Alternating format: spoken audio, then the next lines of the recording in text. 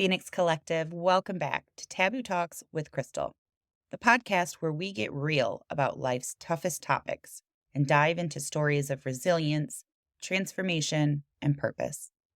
Today's guest brings an extraordinary blend of wisdom, life experience, and authenticity to the show. Dina Lantzer is a coach, author, and speaker who's walked a powerful journey of healing and self-discovery.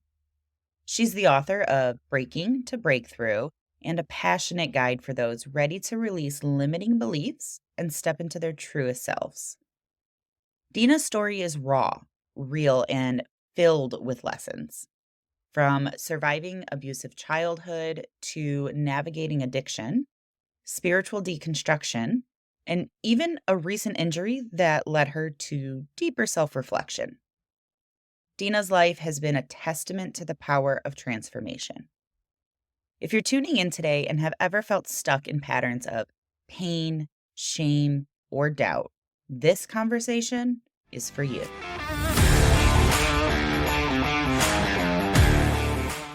Thank you so much for joining us and for your openness to share your journey. Can you tell us a little bit about yourself? What led you from your early challenges to helping others break through their own limitations to find their true potential? Well, thank you, Krystal, for having me on. I really appreciate this opportunity to share my story. I did start with a very tumultuous childhood. I'm 54 years old, and I went through a lifetime of challenges from prior to even being born. My mother was in a very abusive relationship with my father, and even before I was born, had experienced a domestic violent relationship with my father in the womb. And it just didn't end. And when I was in my 20s, I came to this point where I realized that I was never going to be happy. So attempted suicide. And from there, went to really becoming this born again Jesus freak. Like, I was a holy roller for about 12 years and loved a lot of that process because I really got to know a deeper side of myself. I was always seeking and searching spirituality and spiritual things. I'm an Aquarius, and that's what Aquariuses are. They're super spiritual, right? I didn't know that until I learned it. But in that time frame of me recognizing, especially when I attempted suicide and then going through that transition and then learning about myself and learning that there was other ways to think about myself versus the way I was programmed to think about myself, which was stupid and no good and loser and, someone who's just going to mess up their lives. And really started to reprogram myself based on what I learned through Bible truths and through a father who I assume loved me. Well, what I did, Krystal, unintentionally, but this is the way the brain works, I recreated my childhood programming in my new church family. I had narcissistic, abusive, controlling pastors, Mm-hmm. right?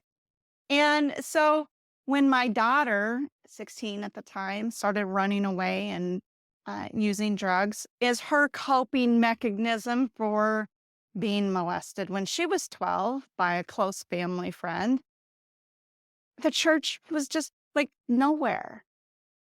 And we didn't have any support whatsoever. And so that caused me to start looking into other avenues of what is real out there. And started this deconstruction, my own religion. And in that, really found so many other people hurting and lost and confused. And I just knew, I've studied enough to know that the brain had an amazing way of changing belief systems. And I started to recognize immediately emotional and spiritual roots to illnesses, to almost every physical ailment you have. It has an emotional and spiritual root to it. So I would recognize that and start helping people reprogram and release those belief systems so that they could heal. We all have some level of trauma that we go through, even if it doesn't feel like trauma, Right. right? And that's sometimes the hardest. So I'm so appreciative of my experience that I went through, even in my spiritual abuse journey as an adult, because I now run into so many people who went through super traumatic spiritual abuse as children. Their parents were big in the church or pastors in the church and then came home and beat the kids or beat the wives. And that just really plays such a hard number on an adult psyche and a childhood psyche. And you just come to this place of totally disconnecting from the source of who you are. So I get this privilege now. Most of the people that I draw to me have had that severe level of spiritual abuse, and I get to reconnect them to the source of who they are in such a beautiful way and usher in a huge level of forgiveness and awareness that they get to be in. It just makes me feel really good. I love to be able to help that. I love that. And that totally resonates with me. That's exactly why I do what I do. And I think such an important piece of what you're doing is sharing your story and shedding the light on that spiritual abuse that is typically kept in the dark and not talked about and permeate throughout so many families. So Right. thank you for your work and for what you do. Your book, Breaking to Breakthrough, really speaks to the process of healing and transformation. Can you share what inspired the title and maybe a bit about the moment that led you to write the book? Well, the book title actually came from me falling down the stairs and shattering my kneecap in Oh my. June. 4 days before we were going to go on a trip to Miami. My husband and I have never been to Miami. We got married very young. We've been married for 33 years. He was 18 when we got married, and I was 21. And we had our first child. We were young parents. Our oldest daughter, with the trauma that she went through, she ended up in an addiction with heroin and meth, and we ended up custody of her kids. As we were just about empty nesters, now we took our grandkids as well. So we'd just been raising kids for 30 years. Mhm. We finally had an opportunity to go on a trip to Miami. We were so looking forward to it. 4 days before doing that, I was on my way down to wake up my daughter. You know, you think you're on the bottom step, but you still got a couple to go. Yep. That was me. So I rolled my ankle and this landed flat on my left knee. And I just knew immediately, like, I did this to myself. And I was just like, what do you need to tell me? Just tell me so I can fix this, right? I was so Right. desperate to fix this. In my book, I share about the massive level of denial that I was in for at least 4 days because I did not go to the doctor. Mm. I don't do doctors. I've done doctors in the past and I have zero trust with doctors. Had nothing but bad experiences. So I just don't do doctors, even with a broken knee. Which I know that's so crazy and out there. I get that. I did find out 2 weeks later when we attempted to go to Miami and we attempted to get on the plane and I couldn't board. They couldn't board me with my broken knee. And it wasn't casted or anything, just like, yeah, it's just crazy. But about a week or so later, after a lot of pressure that my husband was under to like my friends and family and, not necessarily my personal friends, but outer friends and clients, they're all like, she needs to go to the doctor.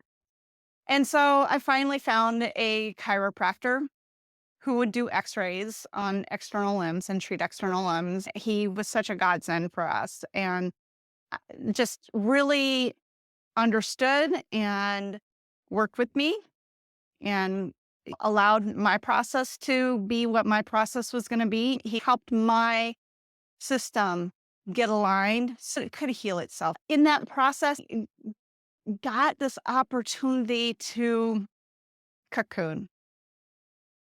Now I'm I home like that. 6 to 8 hours a day by myself. I can barely walk to the bathroom. I gave up TV 20 some years ago. I don't binge watch Netflix or movies. I haven't done that in 12 years. So I still have that as a coping mechanism because my body was healing. I don't do drink and I don't drugs and I weaned myself off on social media scrolling when I had appendicitis. In 2019, I had appendicitis and learned at that point how my scrolling was keeping me from actually feeling what was going on. I've had appendicitis 3 times now, and I still have my appendix. I think I'm done with that lesson. It was a hard lesson to learn, but I'm done with that one. I really had to sit with myself and see what my body was saying to me. I felt like I had to support everyone in my family, right? I've been the matriarch of my families for 33 years.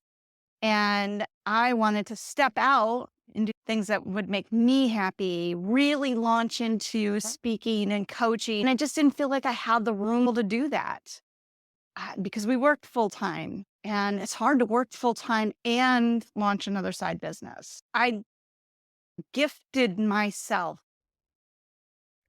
this space, this chrysalis moment to really tune inward and recognize where I was feeling unsupported and still honestly working through that healing process, learning to feel like I can trust God or the universe or humanity whatsoever to support me, that I can trust that I'll be cared for and I'll be lifted up because I'm sure you know we live in a society where go, go, go, go, go, hustle, hustle, hustle. And we have to work. And you grew up in a similar environment where that elephant was always in the room and you could never talk about it. Right. Mhm. And so what I've learned is it causes us as children, but then as an adult to really not trust ourselves. Because we're like, I see this, I hear this, like, like this is happening, but like, am I lost? Am I out of my mind? Because I'm being told by everyone around me, like, this is not real. Right?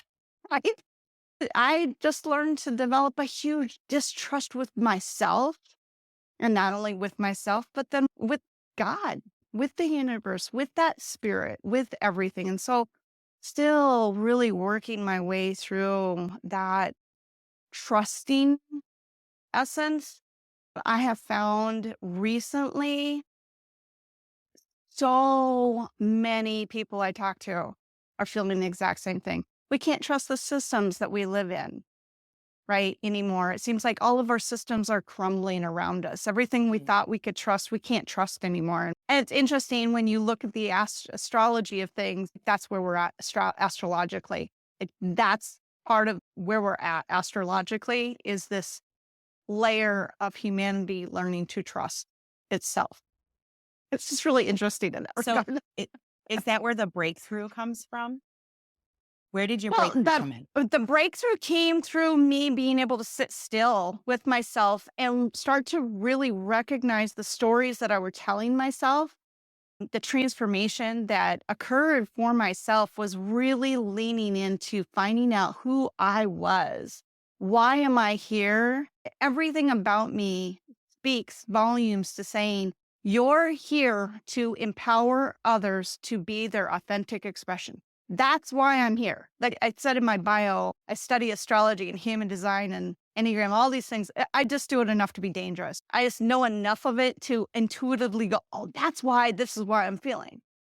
And in this moment, about 3 weeks in, 4 weeks into me having this broken knee and going, what? Well, I, and I started looking at ChatGPT. I Mhm. love playing with AI. As I was playing with AI, just throwing in those questions of why this, here's my natal chart. What's this mean? Here's my human design chart. What's this mean? And it was really cool to see all of it come back basically to say, well, Yeah, you're here to be revolutionary in helping people step into their authentic expression. And I was like, that's what I feel. Like, Oh, this all lines up. then Oh, you're in yeah, alignment 100%. totally. So that was where my breakthrough really came, is really lining up with who I've always been, but never had the time to really feel into it. Does that make sense? 100%. When you're going nonstop, 24 hours a day, right? Job and kids. What is Mhm. one misconception you find that people have about using these tools for their own personal growth? I think the biggest misconception that I even had was that it's taboo, right? Especially if you're in the Christian church. Well, I had this programming because unless you're really brought up to believe that it's okay, it's Mhm. taboo. It's woo woo, it's out there, it's magic, it's voodoo, it's Satanist, it's all this other stuff. And I'm like, I've gotten that for yoga and meditation. and what I found, and again, one of those reasons I'm so incredibly grateful that I went through the experience that I went through as far as being in my Christian, because I was hardcore. I would spend 6 to 8 hours a day reading my Bible and memorizing Bible verses. I'd spent 3 hours a day in prayer. I did multiple 21-day fasts. I mean, I was hardcore. But it was interesting because then when I started to drift out of it and get into other things, I really recognized that those things are exactly these things with a different name, Yep. right? Meditation is same thing as sitting still, right? Be still and know that I am God. So we sit still and listen for the voice of God to speak to us. It's the same thing, right?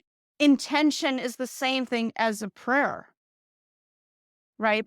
If you're actually doing it the right way. I mean, a lot of people just wring their hands and pray and worry, and complain. But real prayer is meant to create the intention and co-create with God, worrying and complaining about how pitiful your life is. And would you please fix That's this? right. Even with prayer circles. I mean, there's a focus wheel that we do in New Age and New Thought movements. So there's a powerful intention around the circle, dancing. That was incorporated from pagan things. And it's funny how so many of and the thing is that I found in my walk was that so many Christians were doing the things, but they didn't know the power behind what they were doing. Because there's great power behind what they're doing. They just don't recognize. So you don't know it, you don't invoke it, you still kind of walk in a powerless life. So true. I don't know So if I true. answered your question. Yes, you did 100%. More Well, than answer. one of my favorite sayings is I never lose. I win or I learn. So I want you to think about your biggest failure in your journey so far. What would that be? And what have you learned from it that you would like to pass along to our listeners? That's a good question. I think probably this thing that I feel like, and I still struggle with it. So I'm going to be really authentic here. And so I still struggle with this. And that is the slowness at which I take sometimes to make changes. I'm Okay. quick to make a decision about things. Then when I make that decision, I'm going to hold to that decision with teeth of steel, right? Like a bulldog. Right? That I know decision that worked for feeling. me. I don't make that work for me. And I'm going to stick to it. And sometimes I can be extremely stubborn in that and dig my heels into it until, quite frankly, I throw myself down the stairs. I have to be so dramatic at getting my attention. So I used to blame this outside force because I didn't trust the father figure, the patriarchy at that point. So it was really easy to put the blame outside of something else. But now leaning into trusting that I'm leading myself in my highest and best ways for my highest and best purposes, for my greatest alignment. And I still really struggle with going, are you sure? Can I trust that this is the right voice? Can I trust this? And I don't know that so I feel like if there's a failing, like that's where I fail. I fail myself. I fail people around me because I'll throw myself down the stairs before I follow after something that feels more difficult rather than taking a 180 turn in something. One of the quotes in my book is that it's easier to break a knee than it is to break your dreams. Like, I watched my mom die without her dreams fulfilled. She lived in an abusive relationship until my dad died for 40 years. And then when he died, she lived the next 15 years trying to make it. But she never pursued her dreams as a writer, as a journalist. So she died with her dreams unfulfilled. And she died in January of 2020. And that, for the last 3 or 4 years, has weighed very heavily on me because I'm at the same age range that my dad died. And she really stepped out into her ability to start to live her potential. But by that time, it was almost too late. But she just didn't have what she needed to lay down those steps, if that makes sense. Right. So what I'm hearing is to make a decision and to begin implementing it right away, to allow enough space to let go of things that aren't working and allowing room for new potential. Yeah. And that's so important. And I can definitely relate. I had shared with my followers a few months ago that I finally sold off my yoga studio that I had closed. It was really hard to let the stuff go because I was so committed to that dream.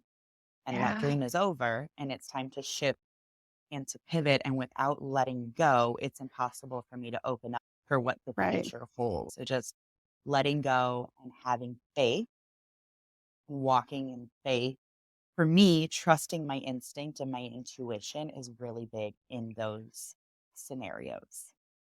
If I know what I need to do and what I need to not do, then I need to take action on that intuition and trust Right. that and my connection with source over anything that's coming in up here, which is usually chatter. Yeah, absolutely.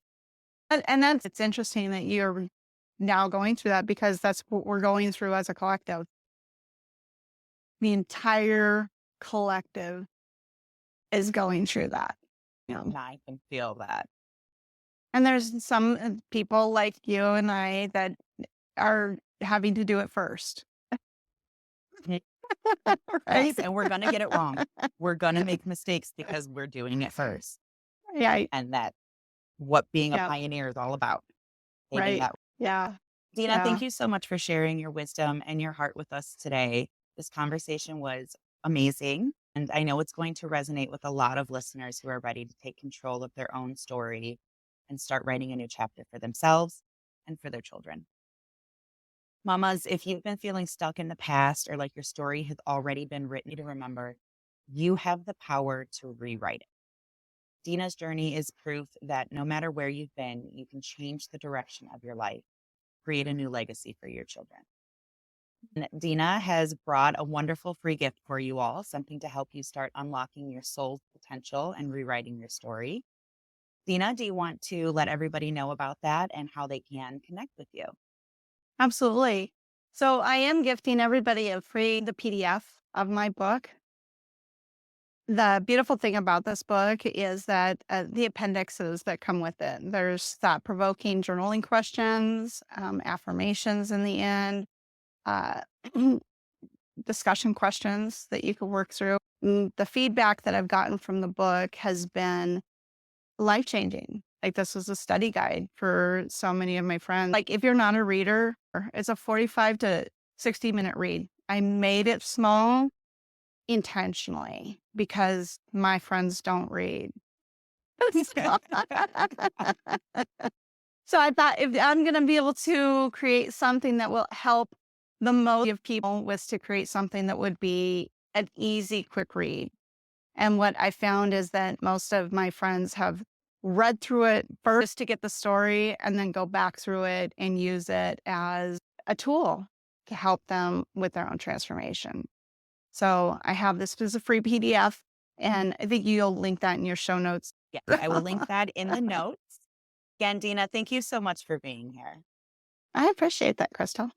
Thank you. Absolutely. That's all we have for today. Remember, mamas, you are stronger than you think. You are never alone. And we're doing the work, not just for ourselves, but for our kids too. Keep breaking those cycles. Keep showing up for yourself. And I'll see you back here next